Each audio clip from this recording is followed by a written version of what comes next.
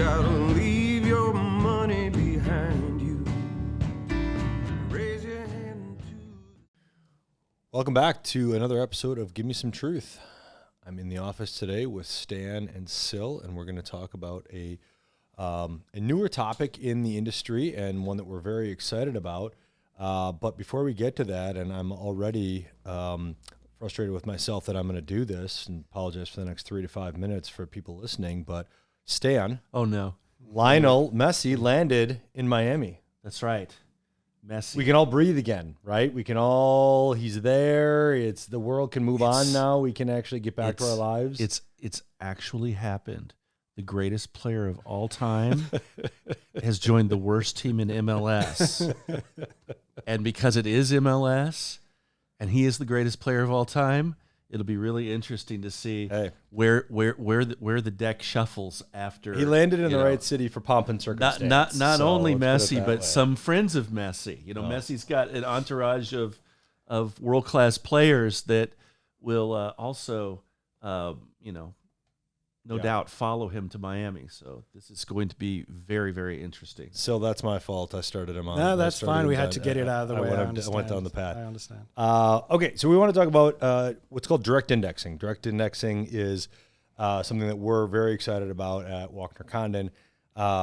We will first disclose that we don't think it's the right fit for everybody in every situation, and it's not the greatest thing since sliced bread kind of thing, but it is an exciting new way of thinking about investing, and I think that it's going to give flexibility and customization to a lot of people that are looking for that in their portfolios.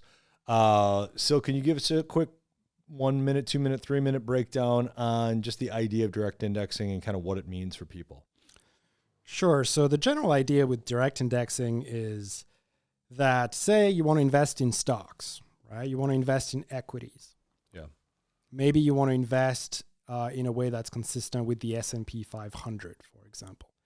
The S&P 500 being, the flagship, most famous U.S. large cap stock index, right? So simply the largest 500 companies. Exactly. Ranked listed from in New smallest. York, right? Yep. So say you want to invest in that. What most people typically do is they'll buy a mutual fund that tracks the S&P 500. Like the SPY. Or an ETF like SPY that tracks the S&P 500. So as an alternative to that, you could also have a direct indexing solution where in its most simple form, you would basically own the underlying stocks directly. So instead of looking at your account statement and you would see one position, which is a fund or an ETF that tracks an underlying basket of stocks, you would directly own the stocks in the index, right? So it's effectively just a managed account solution that involves owning individual stocks as opposed to doing it through a mutual fund or an ETF. Right. In the most basic terms, that's even the what most basic indexing direct indexing that you've described, that's been around for a while. Mm-hmm. But even that's a little more sophisticated than it probably sounds to the unintroduced. Mm-hmm. We won't say uneducated. We'll just say people who haven't been introduced to direct indexing, because you don't own the same amounts of those 500 companies, right? It's cap weighted. Sure. And caps shift daily. Sure. Right? And so there's a lot that goes into like composing that self-directed account. Yeah, absolutely. And so as part of a direct indexing solution, not only would you own the stocks, but you would also give a mandate to a manager to periodically rebalance your portfolio to continue to track an index, right? And so you're right to point out that it's not new in the sense that there's always been managed accounts, right? What's new is just that increasingly it is possible to have a direct indexing solution even as a retail investor. You don't need tens of millions of dollars to do that. And also increasingly you're able to customize that equity mandate more and more. Whereas before you used to be really restricted. There were very few options. Nowadays you can build a direct indexing mandate and basically you can tailor it to exactly what you want to do. So I took the very basic, simple idea of tracking the S&P 500, but you can also use it to track a global stock index. You can even track it. You can even or track a blended index. Yeah, a blended index, maybe an index that is not market cap weighted. You can also introduce particular tilts or tactical views within that mandate. Value-based tilt. You can have a value-based tilt, dividend tilt. You can also, as part of that service, incorporate ideas such as ESG investing, environmental, social, and governance based investing. The social responsibility right? tilt. Exactly. You could even put a social irresponsibility tilt on it. If you wanted, you have full flexibility, right? A vice tilt. And you can also, a big part of, so that's kind of the high level overview of what direct indexing is about. So now we can talk about the benefits, perhaps, of direct indexing, right? As opposed to just buying a fund. And so one important thing is this idea of tax alpha, right? So tax alpha is this idea that within the direct indexing solution, the manager is also going to be very aggressive about realizing tax losses, right? So what that means is with a well-managed direct indexing mandate, you can track, say, the S&P 500. So at the end of the year, you have the same performance as the index. But on top of that, you have a bunch of tax losses on your 1099. Yeah, let me jump in just for a second. Let me try to give, I'm trying to think as you were talking, the most simplistic way that we can explain this, because this does start to get into the weeds a little bit, especially if this isn't, your cup of tea in terms of what you like to think about or spend your time looking at. So if you own two investments in a taxable account, let's be clear there. So we're not talking about IRA accounts. We're talking about accounts that we get a 1099 at the end of the year. Let's say we just had two investments, right? And one had a capital gain of $500 and one had a capital loss of $500, right? And you decided to sell both of those investments after, say, 2 years, right? Your tax bill would essentially be zero, or another way to say it is you're going to offset the gain with the loss. I'm oversimplifying things greatly, but just for illustration purposes, okay? However, if at the end of 2 years you sold the investment that had lost 500, but you did not sell the investment that had gained 500, you can use that $500 realized loss on your taxes to benefit your situation, and you do not have to pay the tax on the $500 investment the position that went up $500 because you didn't sell that yet. So the idea of when you sell things and selling them at losses can actually be a huge gain or add to what Sil's referring to by way of what we in the industry refer to as tax alpha, or just kind of an additional benefit, an additional return, if you want to think about it that way, for lack of a better way to explain it. By having a better tax managed account than simply owning, as Stan alluded to, SPY, where you just get the 1099 at the end of the year. Yes. Exactly. Well said. And the beauty of tax loss harvesting in a managed account with hundreds of stocks is that there's always something that's losing money. Right. So you always have the opportunity to realize losses in an account that is managed that way, which is not always the case if you just own a mutual fund or own an ETF, right? And that's why direct indexing solutions are so efficient at giving managers the ability to produce this tax alpha. Yes. Stan, why are you excited about it? What? Well, I mean, so there's as an international advisor, the tax alpha sounds very sexy and can be meaningful for people. Like they might, be selling their business down the line. They might have we might be working on an exit strategy for them to get out of their business. When they do sell their business, there's going to be some ordinary income. There's going to be some capital gain, right? And building up like somewhat artificial losses in a portfolio that hopefully has still been growing all along is some magical way to boost, like returns in the sense of even beyond the stuff that we're actually managing, right? Right. So that's pretty amazing. What really excites me about this is the choice element of it, right? I mean, a lot of our clients live in other countries and are, reporting taxes in other currencies, to where having a high turnover, frequent trading way to build up U.S. tax losses has to be monitored to make sure that you're not actually, triggering negative consequence on the residence country tax side, right? So it's still possible to do this effectively and tax efficiently, and for it to be a benefit in another country. But it's going to kind of depend on where you live, right? How useful this is. But in terms of the value-based side, I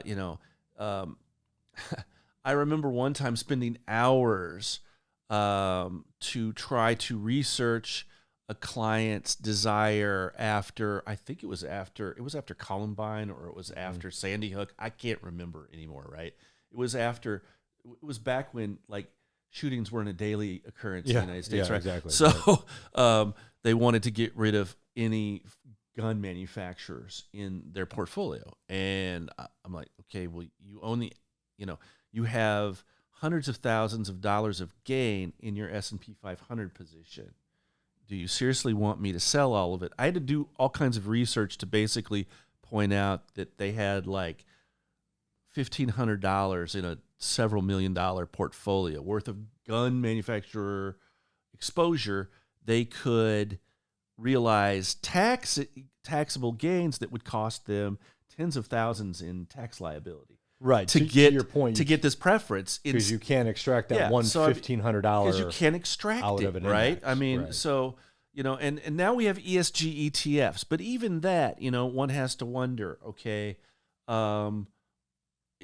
is there a magical ETF that is reflecting my values, right, completely, right?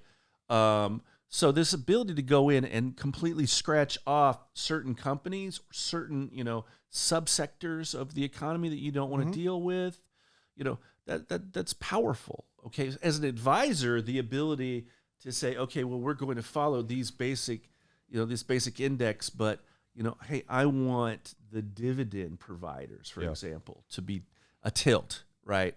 Or I want a value-based tilt because I feel like, we've got a lot of S&P and other sources, right, and it's kind of growthy, right? Whatever. But the customization of it is incredible.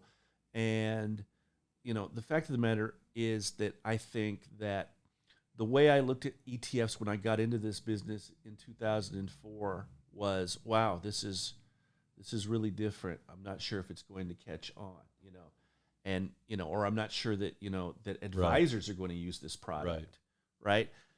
Now I look at direct indexing and I see this as, at the advisory level, at the very least, catching up to the ETF business very quickly in the future. Yeah, and I want to go back to one thing the point that Sil made earlier, which was this idea of direct indexing has been around for a while, but unfortunately it's been around for people that had, portfolios in the 10 and 50 and $100 million level.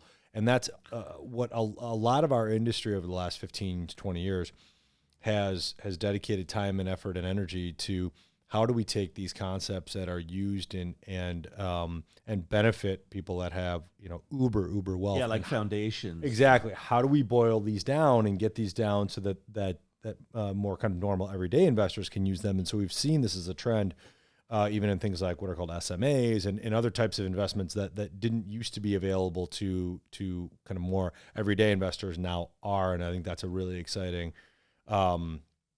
kind of move within our business, because I think that there's a push to say, how do we get this into more people's hands? And get managed accounts at an expense level exactly, that can compete with ETFs. Exactly, at a cost that makes sense. It's not so cost prohibitive. Okay, that's 30,000 feet. Sil, help us get down to 20,000 feet in terms of how do we use it here at Wachner Condon? Because I think that there's a lot of companies doing direct indexing now. There's a lot of firms that are offering it, which is great. We don't offer every different flavor and style. We do it the way we do it. Can you just take a couple minutes and kind of go through just the process that we have, even including the questionnaire and kind of how people identify what's important to them? Sure. So one of the great benefits of direct indexing is how transparent it is, right? So it's the ability to own stocks directly and see exactly what you own in your portfolio, right? So first of all, we are obviously going to go through our suitability process to try to understand if direct indexing is the right fit for you, and there could be a number of reasons why the answer would be no. But assuming that you're a good fit for a direct indexing solution, we're going to help you define what the mandate is supposed to look like, right? So do you want to invest just in the US? Do you want to invest globally? How aggressive do you want to be with the investment mandate? And we're also going to make sure that the mandate that we put in place is consistent with our own views and convictions and the priorities that we within the investment committee have outlined. Right. And really, with the flexibility of direct indexing, we're able to do that, right? So, for example, we want to stay diversified. We like global investing. We may have a tilt towards value or growth, or we may favor certain sectors. So we are going to help you define the right mandate based on what you want and also what we believe is the right position. Right. And then that's something you couldn't do with ETFs, right? That's something I've called Vanguard and suggested that they throw on a tilt on an ETF, and they've never done it. Exactly. And then if we get even more granular, we can then talk about what's important to you, not necessarily in terms of purely investment and performance, but also your personal values. Right. So what do you actually care about? Are there ideas that you want to support? Are there things that you want to avoid entirely, right? And going back to your point, Stan, about ETFs being very limited in that regard, it's true that ETFs, you can buy an ETF that says ESG on it, but then there's a formula behind it, and that's it. You're stuck within that structure, and you can't. There's no way to change it, right? Right. With direct indexing, we can sit down with you, go over like an actual questionnaire that's going to ask you, okay, are there sectors you want to remove? Are there industries that you want to remove, right? So, and we can get really granular, and we can come up with something that is very personalized, right? So if you want to be diversified, you want to own the whole index, but you don't want tobacco and you don't want civilian weapons or something, right? We can exclude that, right? Right. So it really gives us the ability to propose and manage a portfolio that is consistent with what we're trying to do from an investment suitability standpoint, and also incorporate very personal values that otherwise you wouldn't really have a way to capture. And I think too that one thing that got popular was the idea of ESG and socially responsible, right? Mm-hmm. But that doesn't encompass the entire population, right? There are some people that don't want to invest with socially responsible, as weird as that sounds to say, right? But they do want to put other restrictions or other additions to their portfolio, and we can do that. For example, like if you want to, there's this idea of whitelist and blacklist, right? Sure. So maybe there are companies that you absolutely want to include in the mandate, even if they're not obvious. I'd like to maybe own more of it. Right. Sure, absolutely. So we're able to do that. That's called a whitelist. So I always want to own these 5 stocks. No problem. We'll take that on board. We'll build it into the mandate, and we'll make sure that we respect that preference that you have. You can also have a blacklist. There are 5 companies, so you don't even need to define it in terms of sectors or industries. Right. You can just say, I don't like these 5 companies. I think they're bad guys. I want to remove them. Or I just think this company's headed for the toilet, right? Right. Exactly right. It could absolutely be based on It your could be own just I view of don't the like. financial world. I think they're going down. Right. Well, and I think it's a good point too, because I think people lose sight of the fact that these indexes are not the same every year in and year out. No. The S&P 500 is not the same 500 companies every single year, because companies Merge. get smaller, they merge, things bankrupt. happen, go bankrupt, they get bought out by other companies. So you could mandate it to say, regardless of what index this company falls in, I want to always own it, and you will in direct indexing. Yeah. And with direct indexing, you can do all of that without losing sight of the goal, which is generally to invest in a way that's consistent with the mandate, which is to track an index. Right. So, but obviously, the more constraints you place on, the management of your account, the more likely it is that your performance is going to deviate a little bit from the index. But even that is something we're able to quantify. Right. We can say, okay, because there are all these restrictions, there's going to be what we call tracking error, which is just this idea that the performance might deviate a little bit from the index. And we can quantify that. We could say, look, given the constraints, you would have 3% tracking error. And at that point, you can say, well, that's acceptable. Or it's not, right? And if it's not, we need to go back to the drawing board. Yeah, I think I hope people can glean from the conversation that we've had today in terms of why we're excited about it. We've always stood upon the principle at Wachner Condon that we want to not only do what's in the best interest of our clients, but also try to give them what they want. If somebody wants something specialized, if somebody wants something customized, we want to be able to try to adhere to that as best we can. And I think this just gives us one more tool in the toolbox. Is it for everybody? No, it's not going to work for everybody. It depends on your kind of the makeup of your portfolio. It depends on the country you live in. It depends on how frequently you need to take withdrawals. It depends on a lot of things. You still need to have like one pretty good sized account too. That, Exactly. It can't be spread out amongst 10 different accounts. It's not quite there yet. That's a good point. And not to make light of any amount of money, but it does need to be a sizable enough a portfolio to be able to actually make the system work. Otherwise, there's not enough there to be able to function. This is not a good solution for starting a Roth IRA with $6,500. That's not a good solution. And so our job is to counsel you through: is it a good solution for you? If it is a good solution, explain it to you. Do you understand it? Are you comfortable with it? Do you like it? If yes, okay, then we can get you into the questionnaire that we have to help you to not only better understand the process in general, but to understand what options are available. Because I think for a lot of people, it'll pose questions to you that you may never even have thought about in your investing life. You might have thought, I've never even thought whether that's important or not important or whatever it might be. So we're pretty excited about it for those reasons, and the fact that we're confident that it'll continue to get better year in and year out as it gets more popular, and as it's a function of technology. Just a function of technology. I was going to say the computing companies speed. The software gets upgraded and advanced every year. Yeah. So it's only going to get better, we hope, right? And we have reason to believe. Yeah, I think we're. And it's funny that you mentioned 2004 and the kind of the advent of ETFs, and I remember that time in 2006 when I got into the business, and it was such a new, odd in a way, but exciting in a way concept. It was a little bit like you weren't quite sure. Wait, it's a mutual fund, but it trades like a stock. But it's okay. What this has a similar feel. I got to say, this does have a similar feel in that way. So we're excited about it. So. Any last thoughts before we wrap up? No, I think that's it. Again, the key benefits, the ability to, incorporate all your personal preferences, including ESG, and, huge tax alpha, so tax loss harvesting benefits. So that makes the solution pretty unique. And transparency. Knowing exactly what you own.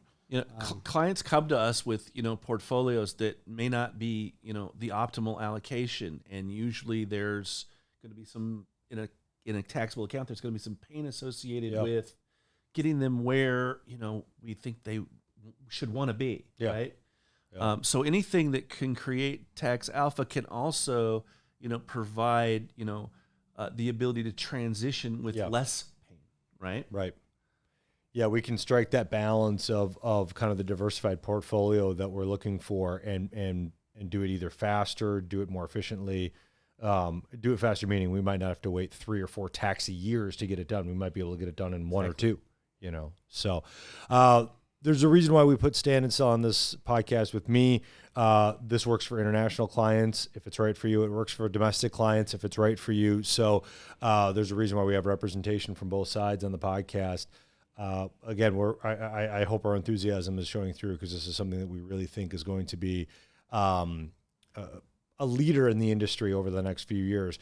It's newer from the standpoint that we've only been involved with it in months, not years. So don't think you've missed the boat that we didn't. Why didn't you tell me about this 3 years ago? We weren't doing it 3 years ago. So again, as these things come in front of us and we get more comfortable with them as a firm, then we roll them out to clients, and that's more of what 2023 and 2024 is going to be identified by is the kind of institution of direct indexing for those that it makes sense for. So again, thanks so much for your time. If you have more questions on this, absolutely reach out to us. We can get you information that's particular to your situation. But otherwise, we'll see you on the next episode of Give Me Some Truth. Wachner Condon Financial Advisors is a registered investment advisor with the SEC. Registration with the SEC does not imply a certain level of skill or training. The opinions expressed by the participants of this podcast are their own and do not reflect the opinions of Wachner Condon Financial Advisors. All statements and opinions expressed are based upon information considered reliable, although it should not be relied upon as such. Any statements or opinions are subject to change without notice. Information presented is for educational purposes only and does not intend to make an offer or solicitation for the sale or purchase of any specific securities, investments, or investment strategies. Investments involve risk and, unless otherwise stated, are not guaranteed. Information expressed does not take into account your specific situation or objectives and is not intended as recommendations appropriate for any individual. Listeners are encouraged to seek advice from a qualified tax, legal, or investment advisor to determine whether any information presented may be suitable for their specific situation. Past performance is not indicative of future performance. Thanks for listening, and for further information, please visit WachnerCondon.com.